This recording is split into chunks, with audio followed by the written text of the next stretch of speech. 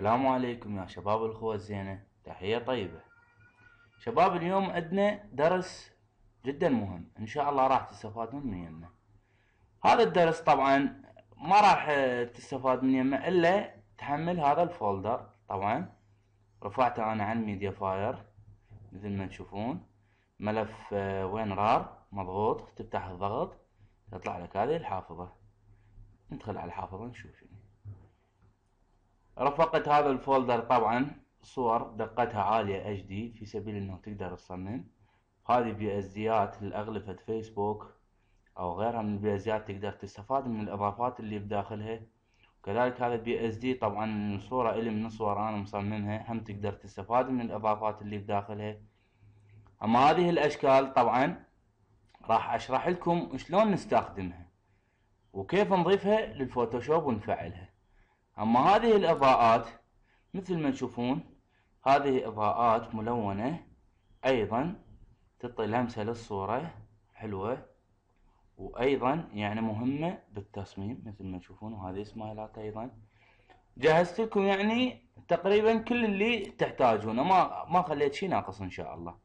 هذه الاكشنات عملها طبعا هذا اكشن ملف مفتوح يعني بي اس دي، بس فتحه تشيل التأثير اللي هو بهذا البي اس دي وتنقله على صورتك بدون ما تعمل اي شيء، بنقرة واحدة من هذا البي اس دي الى بي اس دي صورتك، يغير لون الصورة يعني يعطي تأثير ايضا روعة. هذه ايقونات نستفاد منها انه عندك تصميم او كفر الفنان او تصميم فيسبوك، هذه ايقونة فيسبوك. اما هذه شعارات صدر الماس ومؤسسة دار البيضاء او غيرها اذا حبيت يعني تصمم كفرات الفنانين. هذه خطوط ايضا عربية جدا جميلة انا اشتغل عليها. هذه الستايلات طبعا عملها انه مكان ما انت من تنصب الخط وتكمل تريد تلون الخط او تعطي تأثيرات رائعة وحلوة وجميلة، راح تفيدك هذه الستايلات من دون ما تتعب. بكليك واحد تغير لك شكل او لون الخط يعني، وجدا جميلة جدا جدا جميلة يعني راح تستفاد منها الكثير. اما هذه الفلاتر طبعا من ضمنها فلاتر التوباز وفلتر اللويس وفلتر الايماجينيك بارتيشن. طبعا ان شاء الله راح تستفادون من هذه الفلاتر ايضا، وان شاء الله راح تستفادون من فلاتر الفوتوشوب ايضا، لان صراحة هذه الفلاتر قليل اشتغل عليها، لان الاغلبية اللي يستفادون من هذه الفلاتر هم مصورين الفوتوغراف، لان كل احتياجات المصمم داخل الفوتوشوب. اما مصور الفوتوغراف انه تصير عنده بالتصوير فد الوان او خلل يعني ناقصة او كذا، يلجأ لهذه الفلاتر ويستعملها. وانتم ايضا تقدرون تستعملوها من تصمم الصورة وتكمل وتشوف انه بها نقص، تقدر تستعمل هذه الفلاتر. نباشر بالشرح. اولا راح اشرح لكم كيف تضيف الخطوط. لإضافة الخطوط طبعا ادخل على الفولدر اني مثل ما تشوفون. هذه الخطوط طبعا كنترول مع الاي احددها كلها، ما اعتقد واحد ما يعرفها. كنترول اي اعطيها كوبي، كنترول سي او كليك ايمن كوبي. الان نسخت الخطوط. اروح الى قائمة الكنترول بانر افتحها.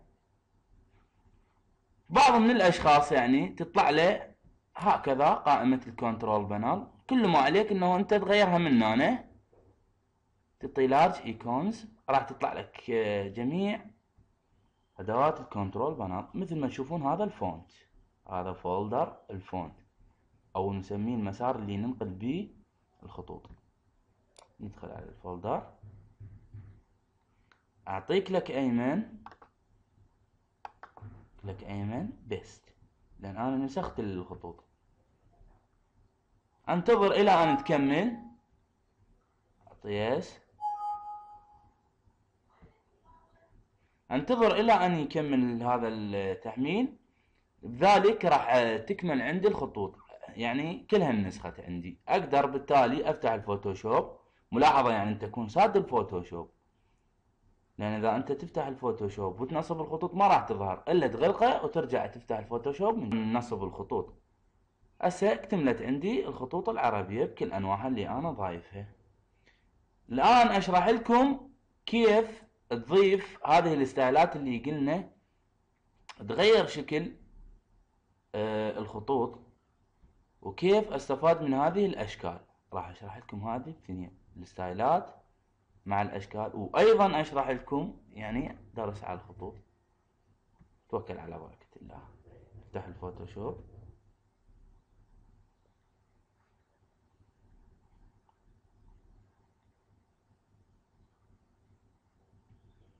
بمجرد النقر على حرف تي طبعا داخل الصورة راح تطلع لي مجموعة الخطوط هنا. الانسان ما هذه مثل ما تشوفون هذه مجموعة الخطوط، هذه جميعا انجليزي وعربي طبعا انا الخطوط اللي ضفتها. ميزة الفوتوشوب هذا السي اس 5 انه يظهر لك عينة من الخط، مو كان ما تجرب جميع الخطوط انه انت تشاهد العينة والخط اللي يعجبك تقدر تختاره. هذا طبعا شي كلش حلو بهذا الاصدار او الاصدارات المتقدمة، وليس هذا الاصدار فقط. اما الستايلات طبعا انه انت تقدر تضيفها من هذه الخانة اذا كانت موجودة عندك يعني بالفوتوشوب. اذا كانت موجودة تقدر مكتوب انماط اللي هو بالانجليزي ستايلات، بالعربي انماط. اختار الانماط مثل ما تشوفون طلعت لي هذه الانماط الاصلية. فانت تضيف الانماط اللي عندك مثل ما تشوفون هذا المربع او المستطيل او القائمة، هي من دون بس تدوس عليها راح تطلع لك هذه القائمة. انت تروح على خيار تحميل الانماط. طبعا انا الفولدر مال الاضافات مخليه سطح المكتب. هذه الستايلات اللي انا رافعها لكم تحملهن وحدة وحدة. هذه اول وحدة اختارها اوكي. مثل ما تشوفون نزلت هذه الانماط، هذه جميعها تغير شكل الخط. اضيف انماط جديدة بنفس الطريقة، اروح تحميل الانماط، اصعد طبعا ارجع على الفولدر الاخ.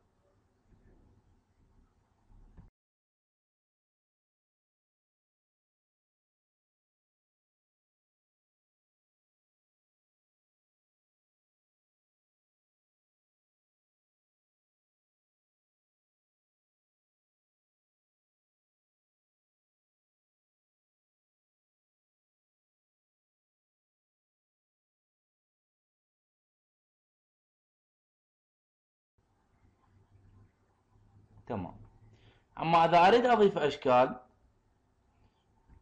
طبعا البعض ما راح يعرف شنو عمل الاشكال. هذه الاشكال انه مكان ما تروح انت بالجوجل تبحث عن شكل او لوجو او كذا تقدر تضيفه منه انت.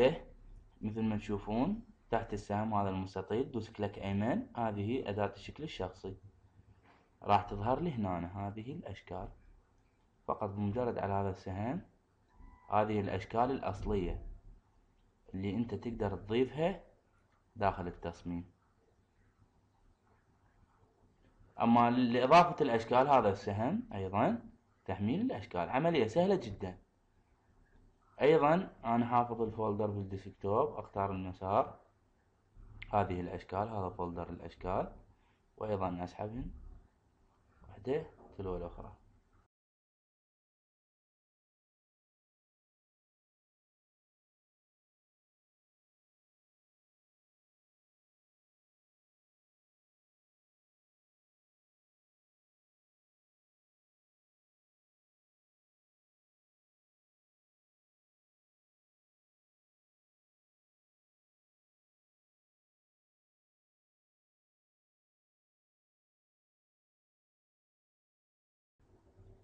نكمل الشرح. طبعا تطبيق الدرس نفتح صورة ملف فتح. هذه الصورة صديقي راح اشتغل عليها. مثل ما تشوفون افتح قفل الصورة مثل ما قلت بالدروس السابقة. سوي زوم،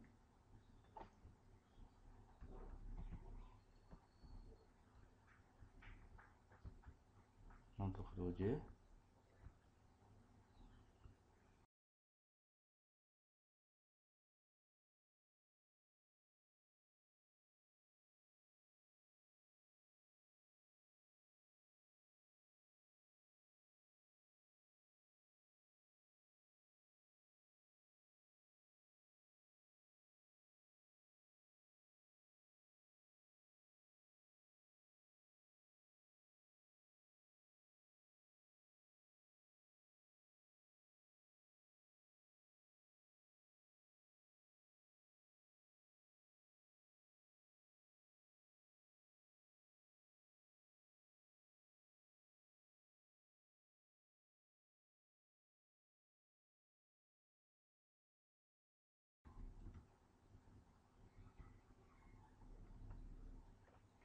الآن صار عندي جاهز تحديد أو الجهة اللي أريد أنظفها. طبعا أنطي حد متدرج، قلنا في سبيل أنه ما تصير الحواف حادة ما فوق. مثل ما تشوفون 5. أروح إلى مرشح تمويه ضبابي، شرحت هذا الدرس سابقا. خليه فد 3 درجات أو 2.5. نطي إلغاء التحديد مثل ما تشوفون. تمام. الآن وجه نظيف حلو. تلعب بالألوان كنترول مع ال أو بالظلام شوية كنترول مع حرف ال. تلعب بالألوان كنترول مع حرف اليو.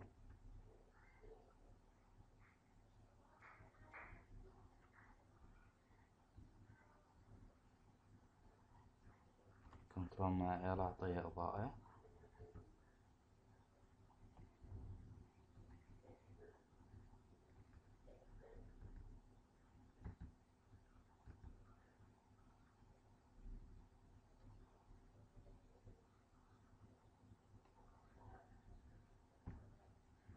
تمام لحد الآن تمام. الآن مثلا أريد أضيف فد خط. طبعا هذه أداة الشكل أغيرها إلى أداة المستطيل، هذه لإضافة خطوط. أما هذا لإضافة ما تحت الكلمة مثلا، هذه مثل ما تشوفون. وأيضا تقدر تغير ألوانها منين؟ من الستايلات مثل ما تشوفون. مثلا هذه راح اختار لها هذا الستايل. تمام. أو هذا.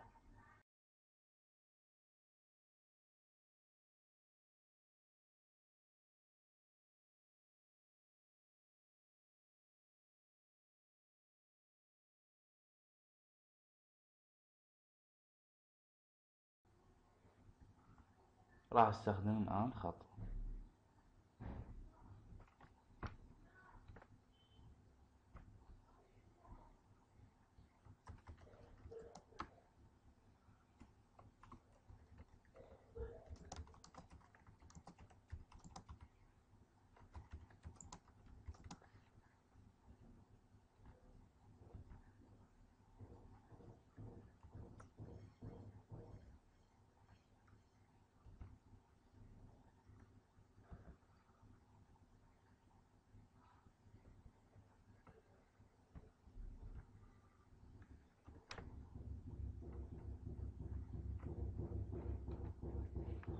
طبعا إذا تريد تسوي تحويل حر أو تكبير، المختصر مالتها كنترول مع حرف التي مثل ما تشوفون.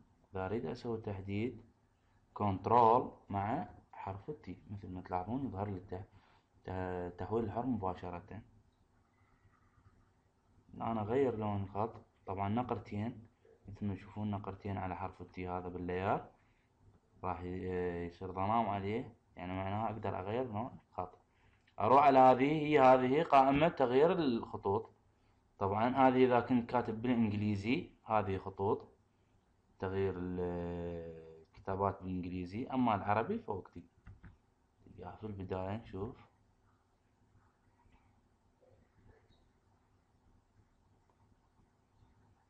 صار خط حلو مثل ما تشوفون.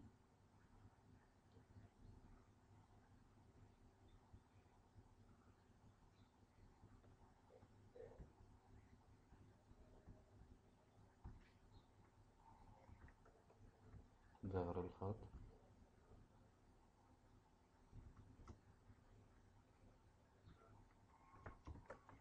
كبر.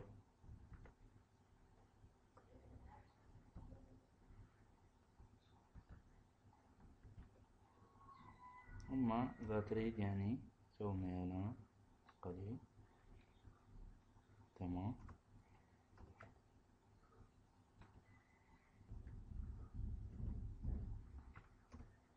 الآن نأشر على الخط ونختار لون مناسب إليه.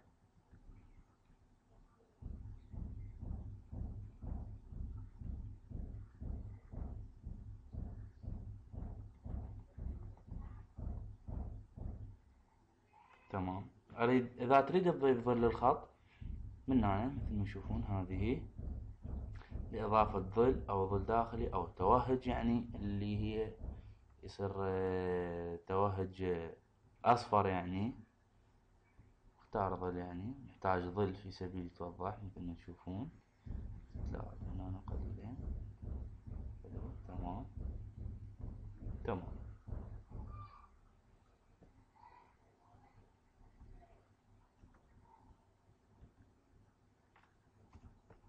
الآن أنت من يمك أوتوماتيكيا تقدر تضيف بعض التأثيرات الخارجية. مثلا أفتح الفولدر وأشوف شنو اللي يعجبني بالفولدر. أريد أضيف أكشن، مثل ما تشوفون أي أكشن يعجبني. مثلا أفتح هذا الأكشن،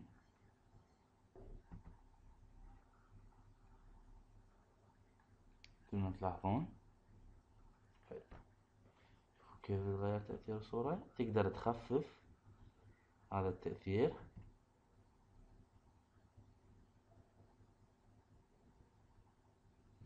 طبعا أكثر من أكشن أقدر أضيف. مثلا نجرب أكشن آخر، أكشنات. أوكي تمام.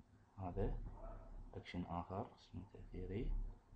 مثل ما تشوفون هذا التأثير هو أنه أنت تنقر هنا، لأن أنت بسهم أشر فقط تسحب بكليك اليسار الظل.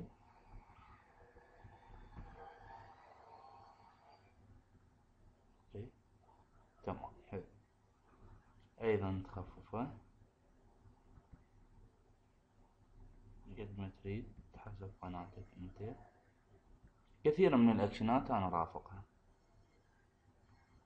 أما إذا تريد تغير هذه الخلفية أنت تكون حر. أما أنه تقص الموديل، تقص قص وتحذف هذه الخلفية، وأنت من يمك يعني أي صورة HD أو صورة أو منظر أو أي صورة يعني حلوة ترفقها، فقط أنه تخلي هذا الموديل للأمام والصورة الخلفية تحت، يعني تحت. نجرب هسه احنا بعدين، يعني اشرح لكم كيف انه تصمم تصميم كامل على قص الموديل وغيرها. الآن لإضافة هذه التأثيرات، طبعا هذه الإضاءات شوفوا مثل ما تشوفون هذه الإضاءات أيضا. طبعا هذه الإضاءات عملها جدا جميل. يعني مثلا أريد إضاءة للصورة أضيفها، مثلا هذه الإضاءة، هذه مثل ما تشوفون أسحبها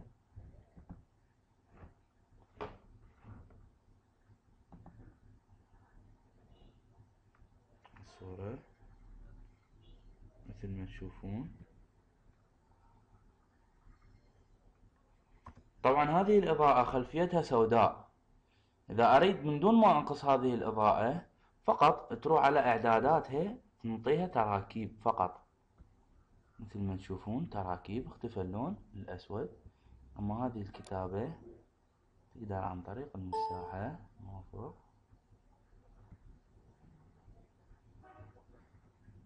قلنا لتكبيرها كنترول مع حرف التي.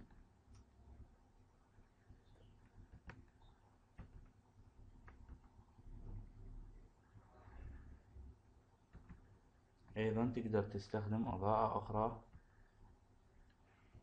بنفس الطريقة. مثلا هذه الإضافة أريد أضيفها، أو هذه الإضافة خلينا نجرب هذه أيضا.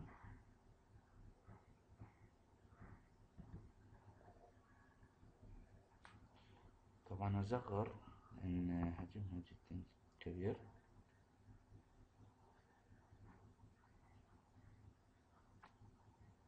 تمام. مثل ما تلاحظون هذه الإضافة خلفيتها بيضاء. نحن قلنا إذا الخلفية سوداء أنطي تراكيب، إذا بيضاء أنطي ضوء خافت. مثل ما تلاحظون ضوء خافت. تمام. هذا الباقي يعني أقدر أزيله بالمساحة المظللة. موافق. أختار مساحة مظللة مثل ما تشوفون وأمسح بس الأطراف فقط.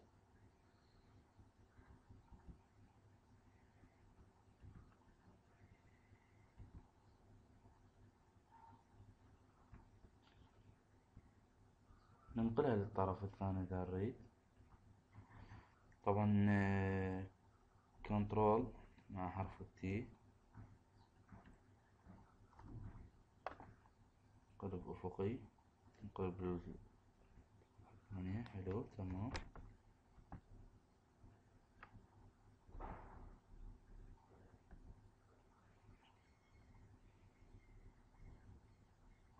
نجرب إضافة أخرى قد ما طبعا الإضافات الكثيرة ما تخلي الصورة حلوة، فأنت خليك يعني حسب احتياجك يعني للتصميم. مثلا هذه إضافة بالإنجليزي، يعني أريدها تعطي جمالية أيضا للتصميم.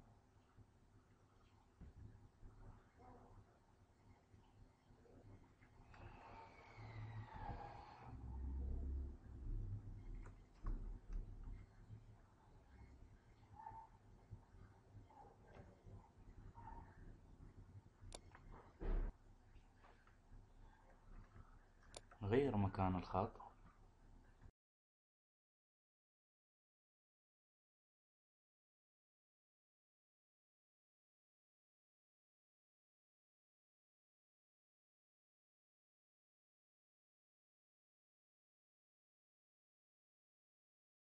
أضيف إضافة أخرى، خلينا نشوف. أغير خلفيتها، مثلا أستخدم هذه الخلفية.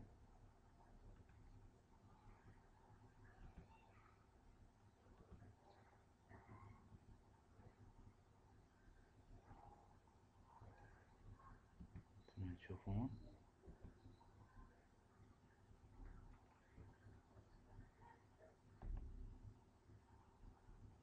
كبر. تمام. الآن هذه الخلفية أسحبها خلف الصورة.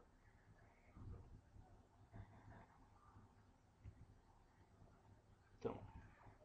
الآن أحدد هذه الصورة مثل ما تشوفون، اللي هي هذه الصورة بالطبقات. هذه الصورة بالمساحة تقدر انه او تقص الموديل مثل ما تشوفون.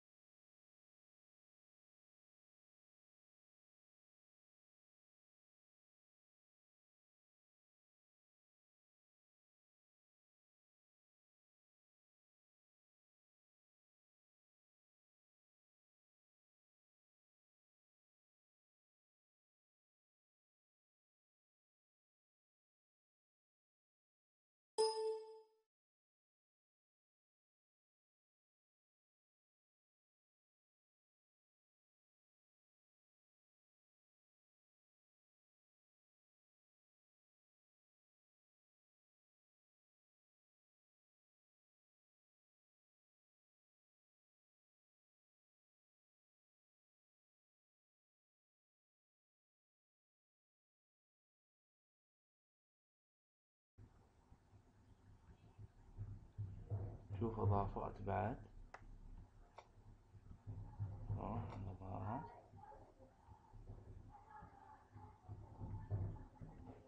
نسحب هذه الاضافة.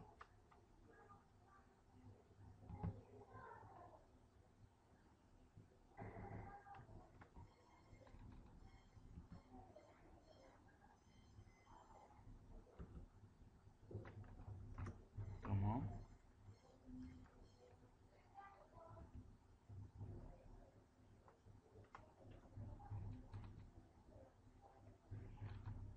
طبعا القص انا قصيت على السريع لانه يعني راح انزل درس اخر عن القص، تستفادون منه. يعني انواع القص اكثر من طريقة كيف تقص بها.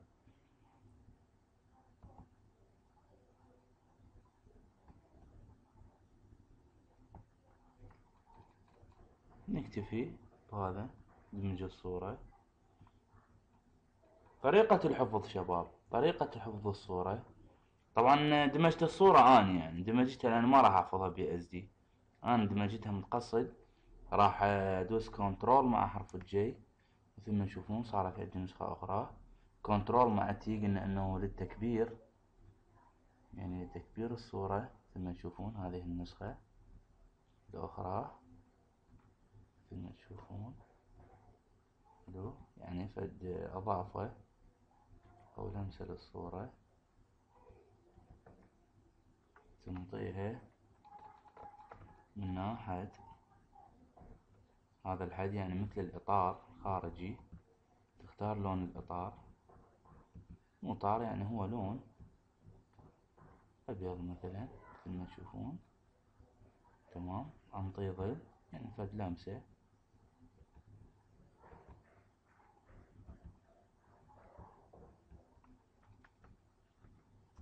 اصغر بعد طبعا، واذا تريد اكثر بعد كنترول جي ايضا تنطي تدوير، مثل ما تشوفون. ايضا كنترول جي، نعطي كنترول تي.